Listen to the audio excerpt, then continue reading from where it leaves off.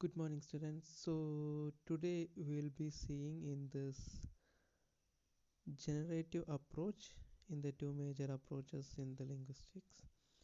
So, this is coined by Noam Chomsky, or this is also known as Noam Chomsky's approach.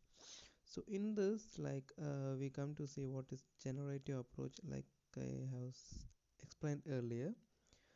This generative approach is something like creating a new, and in this we have like there is a set of rules like which is connected to the three different things, or which will be totally different or different platform, but which will be interconnected. Okay, so let's read it. And so this is just the introduction of this Noam Chomsky's approach or the generative approach. So in this paper we describe a new approach to understanding the functioning of the nervous system. Yeah. So in this it will be mostly dealing with this nervous system. So that is like it's mostly based on the um, what to say behavior, or the how the neurons or the lightning system of this neural neurofunctional system. Okay. So its essence lies in the enhancing mature capabilities of community outcome of the large number of small advances in capability. Each such advance is assumed to be associated with particular generative mechanism, so that the nervous system so that the nervous system as a whole can be viewed as a organized collection of such generative mechanism, each specialized to some particular generative process, just as in the case of a factory. The product of one kind is generative mechanism, handed on to other such mechanism for further consistent to be carried out. Like they are coming to explain that like if we see a product, like it start like the process how it has made and how the outcome will be totally different. So same way they are explaining this also, this generative approach. Like the research agenda, like there is some approaches, like first development process is analyzed into elementary step of development. Okay, so in the development process, like it will be in the elementary step, that will be the very basic step of the development, like how it is made. Okay, models are made of mechanism that could mediate such steps, and also each time there will be a model, like if it's like this it will be better, or if it's like that it will be better, like there will be certain models every time. Okay, then on the third one, on the basis of this model, the elementary mechanism are integrated into a mechanism, and the integrate elementary function into more complex ones. Elementary illustration: a lightning system consists of three functional systems: the electricity supply, light source, and switches. So like they have said that how does this on the basis of this model, the elementary mechanism are integrated into the entire system. So this elementary system, that is the first very base of the system, is will be connected to this mechanism, and this elementary system and the mechanism will be connected to any other. They have given more precisely a lighting system consists of three functional systems: the electricity supply, light source, and the switches. Only then we get light, right? In order to get the light, there should be an electricity supply power, then there should be a light source, that is the light or the electric bulb, then there should be a switcher. Only by combining these three we get light. So same way, in order to get this generative approach, or to create a new thing, there should be elementary step, that is a basic idea. Then there should be a model how to work out it, and we have to combine these three, or there should be an interconnection between the first and two, and that is the development process and the model. Only then we get this generative approach.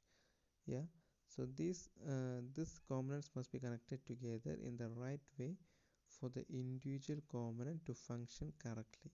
So only then by connecting this individual in a correct way we get the generative approach. Okay, then some mechanisms might be modeled at the varieties of level of differing degrees of abstraction, models at one extreme being highly mathematical and ones at the other attempting to reflect closely the details of the actual nervous system.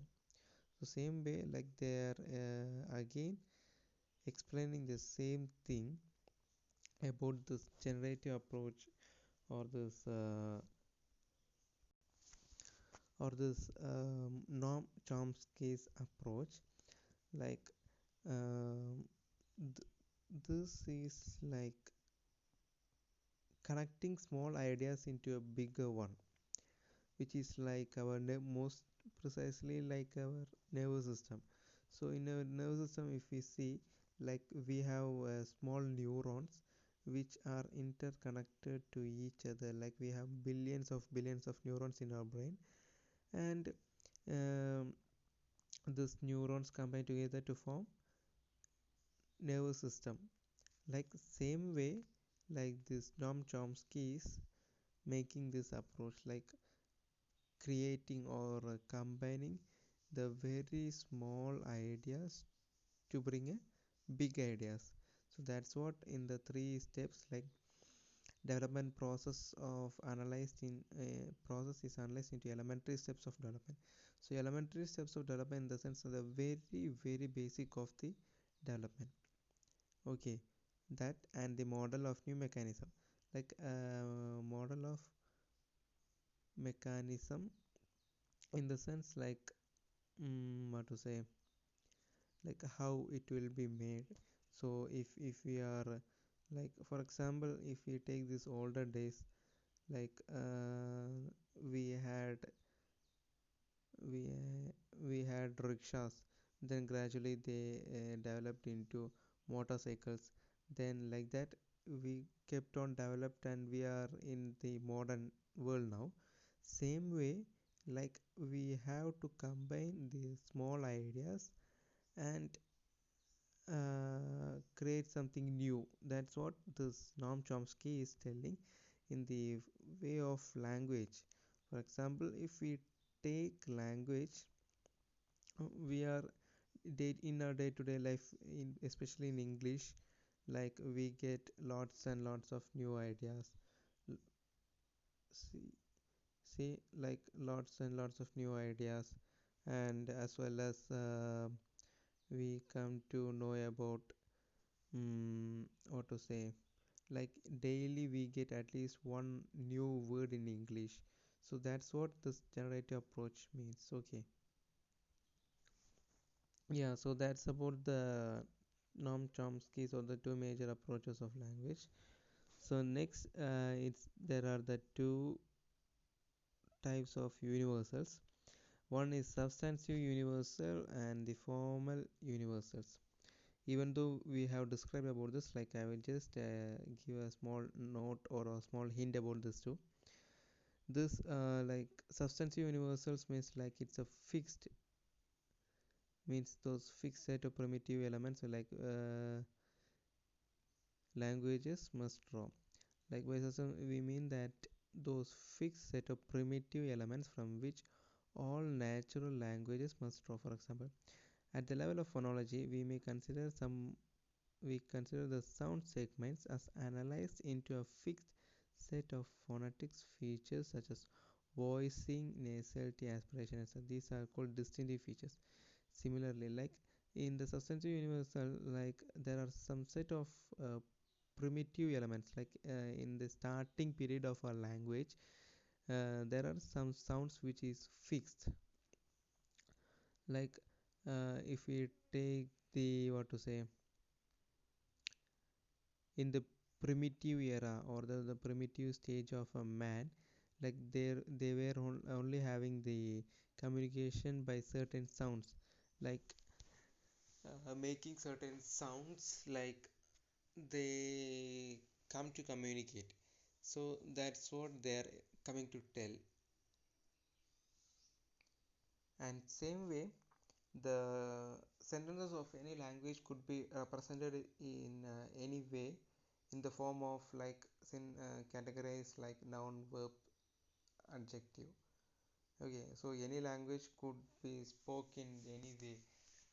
Even that also we have so an example, like if we take in English, the pattern will be SVO, but in other language the pattern will be different, maybe VOS or SOV, like that the pattern would differ. That's what they're describing. So in the area of semantic also, like we may want to say that lexical items or any language will refer to specific type of object, state and action. Okay, so in short, substantive universal define the total range of elements in a given area, a subset of which alone will be selected by any given language. So in the substantive universal, like it mostly concentrate on the object, state and action, what they are doing, and it could be given in any language, even in sign language we can given. So that's it. Oh, that's what they are telling in substantive universal. Like we don't have any particular set of rules and regulation there. But in formal universals, as the name indicates, formal universal has to be done with the form of rules of a grammar. Like we have to follow the set of rules which we have studied. Okay, formal universal for instance can specify the type of rules that we may require to form sentence in any language. Similarly, the formal universals can be taken as a condition principle which may govern the operation of phonological, morphological and syntactic rules in language. Okay, in substantive, if we see, like it to mainly concentrate on what is object, state of the object and the action. Like subject verb, if we know that, that's enough. But in formal universals, like we have to know what is phonological or morphological or syntactic rules in a language, then we have to, then only we can create a sentence. Okay, in generative grammars for instance, we can recognize a type of rules called transformational rules. Okay, so in this generative approach there is a rule called transformational rule, whose basic function is to move elements from one position to another or delete element in specific syntactic structure. Okay, so this transformational rule is like we have studied this space shift, unit shift. So same way, this transformational rule is like we can delete or we can change. That's what they are telling. Okay, for example, in English, the interrogative sentence, whom did you see in the library? So that's an interrogative sentence. The presence of direct object whom in the beginning of the sentence as against its expected position, that is, after the verb, may be formalized in terms of a movement transformation. This transformation moves the WH word to the closed initial position in the English. For example, like they have given an interrogative sentence. Whom did you see in the library? So this interrogative sentence, like it's like what to say? Whom did you see? Means you got an idea. ആരെയാണ് കണ്ടതെന്നാണ് ചോദിക്കുന്നത്. So the presence of the direct object. So the direct object is whom here, even though it's a WH there, like whom whom did you see, like even the stress is on who did you see, that is the main question there. In the beginning of the sentence again its expected position, but actually like if we take in this who did you see, just if you repeat it you can get the idea. I think so. Whom did you see in the library? So okay, so can we just sentence pattern this question? So whom, what will be that, or the transformation moves a WH question word to the clause initial position of in English. Okay, so gradually, like when we tell this whom did you see in the library is an interrogative sentence would be can be gradually moved into a clause. So that's what like that transformation uh, is known as transformational rules in the generative grammar. Okay, so we can, yeah, that's it for the formal universals and substantive universal. Rest I think we can see in our next class. So thank you.